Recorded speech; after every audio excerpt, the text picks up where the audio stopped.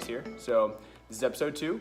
As you can see, we're in the gym and I'm gonna get to this little setup behind me here in a moment. What we're doing today is we're gonna help, these surrounding muscle groups, basically the only muscles that are helping to support this joint. We're gonna use these muscle groups today and keep them firing and active with a little MAT work, so muscle activation technique. We're gonna be able to fire all these muscles because they're being overworked on a day-to-day basis while I'm still trying to train clients and go about my day.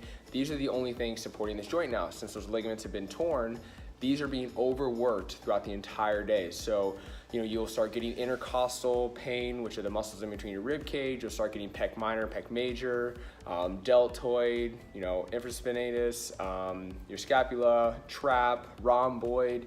All these surrounding muscle groups that are helping to support this joint and create movement are being overworked. So that's something to think about as you're going through rehab. Understand and maybe even study the muscle groups that are now going to facilitate this movement all above parallel, right? Anything below parallel is a lot of rotator, a lot of delt, scapula, all that kind of stuff. So obviously I'm using some AC joint because as I raise, naturally I'll start to elevate or the trap will start to pull in, all those types of things. But basically anything below parallel, I can still get some movement and my shoulder's okay. So just so you guys know, this is an AC joint tear.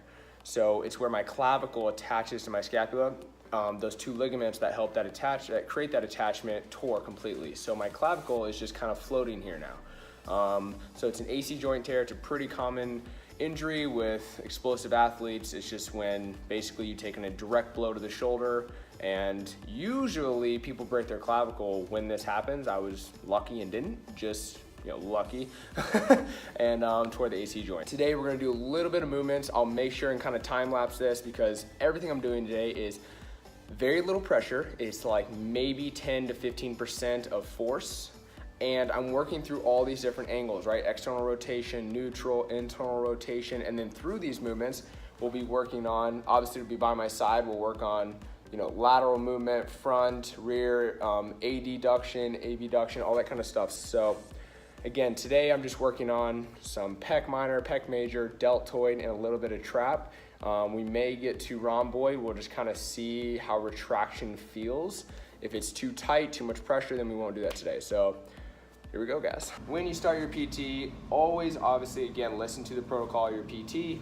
This is just, extra stuff you can do in between. You could even show them this video, see if they agree with some of these movements, some of these things we're working on. So again, since my rotator cuff is okay, it's all up here.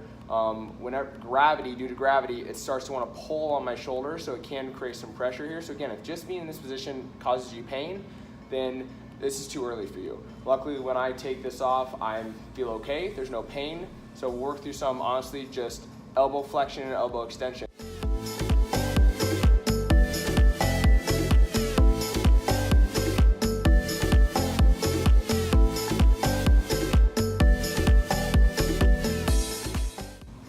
Better. I'm working through these ranges, so external, neutral, internal. Okay, so we're working some of these ranges. We're gonna do the same thing for bicep.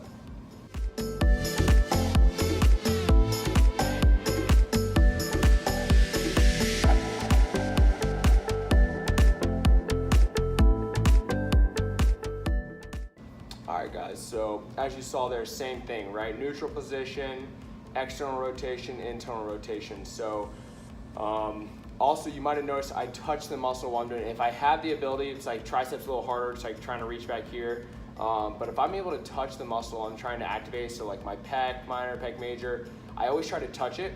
It creates a better mind to muscle connection on what you're doing and what muscle you're trying to contract. The better muscle contractions you can have and the better mind to muscle connection you can have, the better off you're gonna be through this rehab because you know how to facilitate which muscle activation you want while trying to rehab the shoulder and create, again, stability throughout this rehab. All right, so next thing we'll do is I'd probably go through that for 3 sets. I'd probably, again, go through my tricep, 10 seconds, 10 seconds, 10 seconds, bicep again, but for the sake of time, we're gonna go through some of the movements for the shoulder. All right, guys, something to think about as well is where you're applying pressure on which part of your arm, right? So the further I am from my shoulder, the more pressure I'm putting through that joint. because it's further from my body, right? So if I can remove some of our levers, so like my wrist and my elbow, I can probably have more stability in that joint that I'm trying to activate, or in that muscle group I'm trying to fire. So for instance, if I'm sitting down here, right? And so here's the bar. If I start to do some type of lateral movement, you can see it's hitting above my elbow, okay? So because it's above my elbow and wrist, it's more stable through this joint because it's closer to that joint. All right, now if I stand up, and now my hand is pushing, since it's so much further from this lever or my shoulder, it's gonna create more force or more pressure in that joint, because it's harder for it to facilitate this movement the further it is from my body. All right, so when you first start this, I would recommend being in a position that you're removing as many variables as possible, and you can be above these joints and be as close as possible to that shoulder when you're trying to create some of the activation movements. The closer you can be to that muscle group, the easier it's gonna be to just think about that muscle group, right? I don't wanna be pushing or flexing my forearm or using other muscles to help facilitate this movement. I wanna just focus on the muscle group I'm trying to fire, or what I'm trying to do, especially through rehab or through when you're trying to work through an injury.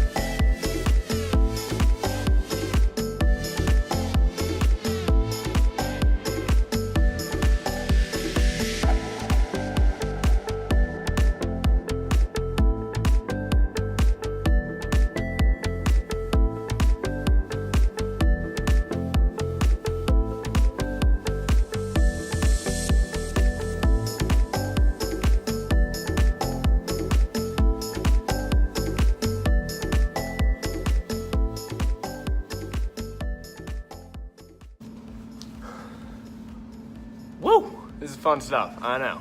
Pretty exciting movements, like whew, just boom, boom, boom, boom. All right, I know, this is kind of boring.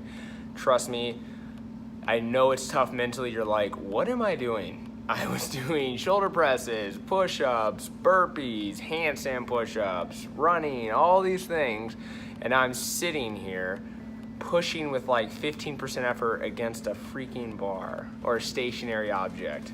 I know. I have the same thoughts, and I'm like, what are we doing? So it's all right. Again, think about the process, think about the end result. The end result is to get your full range back, to get that strength back, get that stability back, get the mobility back, all those things. Just think about the end result. I'm constantly thinking about trips I have coming up in August for mountain biking and hiking, and next season snowboarding trip, right? And all these things I want to be able to do with no limitations. So I need to put the work in now. And the time in now to be able to do those things in the future. So I know, breathe, we got this. All right, so you saw how I slowly worked up through the lateral. If you have a Smith machine at your gym or wherever it is you're working out, that would be a lot more convenient. So pro tip, use a Smith machine if you have it. Again, if it is a Smith machine, add weight on it. Again, we're only doing 10-15% effort. So the Smith machine should not move at all, but just add weight so that you know it's stable, so you know it's not gonna move. Because the last thing you wanna do is be thinking about, oh gosh, I hope this doesn't raise, and then unlash and fall on my arm, right? Not what you want. So make sure that your equipment and everything is very stable and in the position it needs to be. Again, so you act as a stationary object. So anyways, back to this. You saw how I worked through the entire lateral raise. I was able to get pretty much a parallel with no pain. Again, I kind of hit a wall once I get there, because again, that's normally when that AC joint would go, hey, I got you, man, and help my arm up. But it's not doing that anymore. So those muscles trying to pull my arm up into that position are obviously gonna be very weak. I'm not gonna end on I'm not gonna be stubborn, I'm gonna end on a good note. And you'll see that you'll wanna do that same thing through your front delt. Again, you'd wanna move this thing up probably one notch at a time. Always try to keep it above the elbow joint, and make sure you're doing some adduction as well. Don't just think about going away from the body. You still want to be strong, pulling into the body as well, because eventually we're gonna have to work into where we can press again one day and do pull movements again one day. So things to think about. Next thing we're gonna do is we're just gonna activate a little bit of trap, and we're gonna do a little bit of pec minor and pec major. So I'll show you guys how to do that isometrically, and here we go. If you have good mind to muscle connection, you see how guys kind of like bounce their pecs or whatever. It's funny, haha, but it's actually because they have really good mind to muscle connection, and they can fire a muscle group in those fibers just by thinking about it. So for instance, like here's my pec, right? And you can see it's firing as I'm telling it to fire. So obviously what you can do as well is you can let your arm hang by your body, just where it naturally hangs.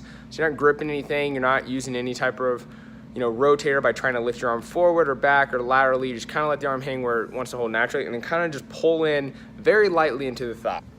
And you'll see how my arm's resting against my side, and then I'll apply pressure in.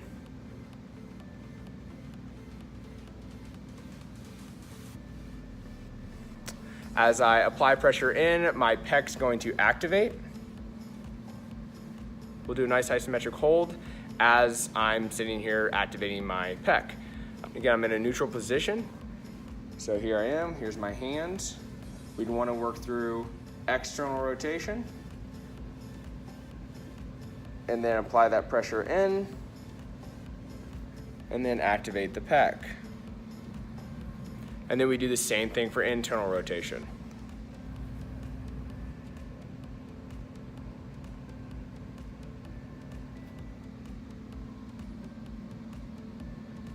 We kind of did the chest activations. We did it kind of with my arm relaxed and hanging.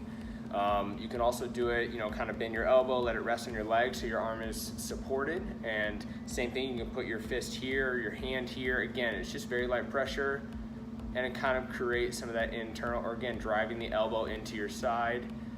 If this feels better, because again, now that our elbow is supported, there's not so much gravity pulling on this joint and pulling on this joint right here, causing throbbing or pain or anything like that. Since we're in a sling all day, we're basically teaching these muscles to just relax. We don't want them to atrophy. We don't want to get frozen shoulder. We don't want any of these things to get even weaker, since they are the only thing stabilizing the joint. So from here, we'll do a little bit of trap activation. We'll see how this goes. I did one before we got on video and it felt okay. You'll see how slow I am moving. This one I'm not gonna time lapse. I want you to see how slow I am going through this movement to create this contraction, and then hold it up there and teach it to stabilize, okay? So, here we go, guys.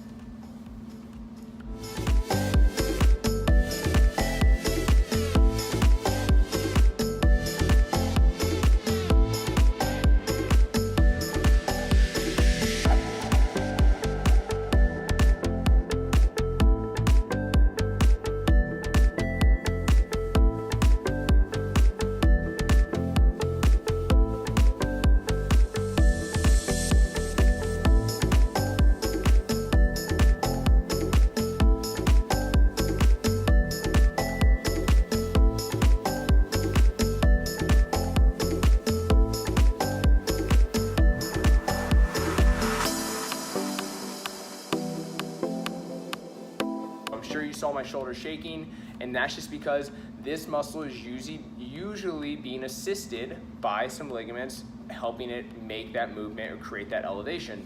Now that it's not assisting it, it's under a lot more load, so you'll see it, I felt it even twitching because it was just not stabilized, right? So this one I'd probably do a few more, because I really felt that it was just not quite contracting hard. It wasn't super stabilized, so I'd probably work through a couple more sets of this. And then the next thing we would do, the very last thing I would do here, is probably some retractions. Okay, so I want you to think about, there's a pencil in between the middle of your back, and you're trying to contract and grab that pencil with the middle of your back. So make your rhomboids facilitate this movement. Don't think about shoot the chest out or go into extension with your spine to force your shoulders back. That's not what we're doing. Everything we're doing here is very, very, very technical, and the thought process is very precise on what our execution is and what our intention is. And the intention here is to activate our rhomboids through retraction. All right, so if you feel like you're not able to do that, this is a tough movement even when you're not injured, don't do it, okay? So I'm gonna turn around and show you guys.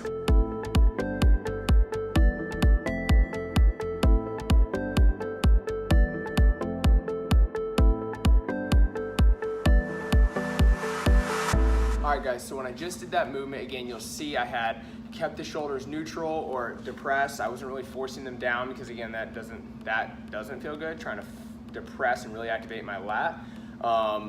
It was just retraction, right? So keeping the shoulders neutral and trying to pull the shoulder blades together. And then you'll kind of see on some of those movements how I slightly elevated just a little bit to add a little bit more trap. And then you'll see I really elevated again to activate even more trap. So we worked through different retractions with some elevation, because again, our traps are what are helping support a lot of this joint now. So those are very, very, very little PT stuff you guys can do. Go back through it.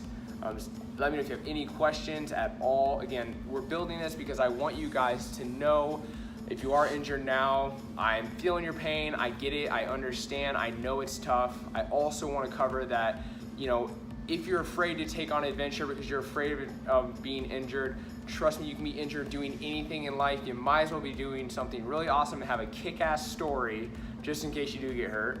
And better off, I want you to know that I'm here, our other coaches here, Chase Fit is here to help you through any type of barriers you may have along your fitness journey, and sometimes it's injury and rehab. So that's why I'm doing this, is I want you guys to see what I'm going through physically, mentally, all these things. So I want to be able to help you guys work through this as well. So again, if you have any questions, any concerns, anything like that, please, please, please let me know and comment below. We'll be interviewing Meg and Dr. Sugar here in the next week or two, so that should be episode 3. I hope you guys enjoy this. I know it's not super exciting, but it's very important stuff to think about, the body and how it's meant to heal, so assist your body through that healing process. And here we go.